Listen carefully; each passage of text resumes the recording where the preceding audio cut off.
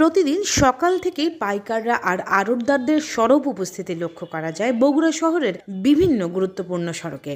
দোকানের সামনে অবৈধভাবে রাস্তা দখল করে রাখে ফল রিকশা, ভ্যান সহ বিভিন্ন ধরনের ব্যাটারি চালিত অটোরিকশা। এসব অবৈধ দোকানের কারণে বন্ধ থাকে যান চলাচল। শহরের কাঁঠালতলা মোড়ে 20 ফুট প্রশস্ত সড়কের পুরোটাই দখল করে বসানো হয়েছে অস্থায়ী বাজার। অবৈধভাবে বসানো এসব বাজারে সকাল থেকেই শুরু হয় বেচাকেনা। ব্যস্ততম সড়কে এমন দোকান বসানোতে বিপাকে পড়েছেন মার্কেটের ব্যবসায়ীদের অভিযোগ, অবৈধভাবে ফুটপাত ও সড়ক দখল করে রাখায় ক্রেতারা মার্কেটের ভেতরে আসতে পারছেন না। ফুটপাতে এই ফলমূল দোকানদারে অনেকেই দোকানপাট বসার কারণে আমাদের বিক্রয়টা অনেক কম হচ্ছে, কাস্টমার আসতে পারতেছে না আমাদের দোকানে।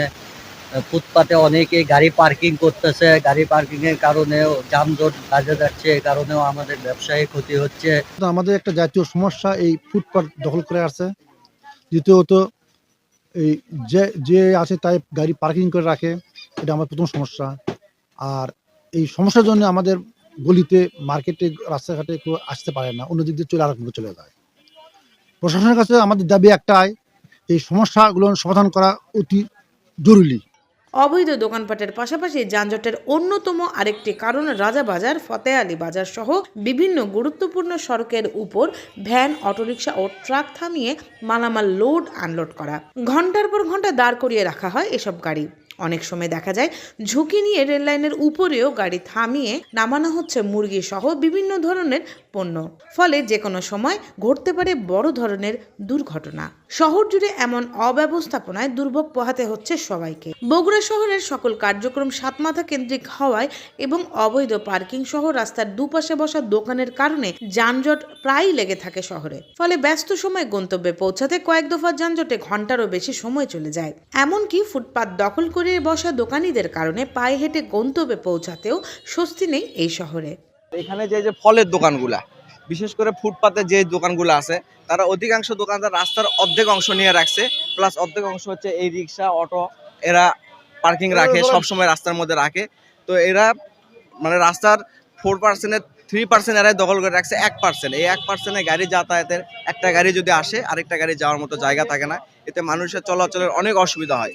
প্লাস এই বাজারে যে দোকানপাট আছে, তারা যে মাল সামানাগুলো নিয়ে আসে এখানে তারা পার্কিং করে এই জিনিসগুলো ভিতরে নেয়। পাশাপাশি মুরগির দোকানগুলা, মুরগির গাড়িগুলা, এগুলা মানে পরিবেশ অনেক খারাপ করে এবং এখানকার যে ময়লা আবর্জনাগুলা সবসময় এখানে থাকে, এগুলা মানুষের স্বাস্থ্যের জন্য অনেক ক্ষতিকর এবং অনেক ভোগান্তির কারণ। পাশাপাশি আমরা এখানে যদি এই পরিবেশটা যদি সুষ্ঠু রাখা যায়, তো আমি প্রশাসনকে দৃষ্টি আকর্ষণ করব যে তারা এখানকার ময়লা আবর্জনাগুলো দূর করবে। প্লাস এখানকার যে যানজটের ব্যাপারটা, এরা যদি এদিকে যদি একটু সুনজর দেয়, তাহলে মানুষের চলাচলে একটু সুবিধা হয় এবং মানুষের ভোগান্তিটা কমে। আর পুলিশের পাশাপাশি জেলা প্রশাসন, বিআরটিএ এবং পৌরসভা এগিয়ে আসলে সবার সম্মিলিত চেষ্টার মাধ্যমেই ট্রাফিক ব্যবস্থাপনা ফিরিয়ে আনা সম্ভব বলে জানান বগুড়া জেলা পুলিশের অতিরিক্ত পুলিশ সুপার সুমন রঞ্জন সরকার।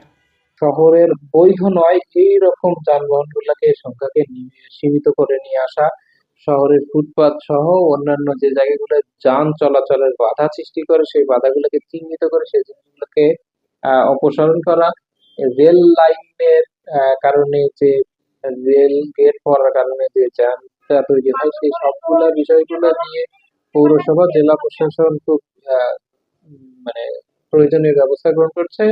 জেলা পুলিশ তাদেরকে সহযোগিতা করার জন্য সবসময় প্রস্তুত আছে। আমরা আশা করছি যে জেলা প্রশাসন এবং পৌরসভার গৃহীত যে কার্যক্রম, সেই কার্যক্রমগুলা বাস্তবায়িত হলে যানজটটাকে অনেক সহনীয় পর্যায়ে আসবে। সেক্ষেত্রে তাদেরকে প্রয়োজনীয় সহযোগিতা করার জন্য জেলা পুলিশ প্রস্তুত আছে। এদিকে যানজট নিরসন সহ শহরের সৌন্দর্য বর্ধন ও রক্ষায় স্থায়ী সমাধান চায় জেলার সাধারণ মানুষ।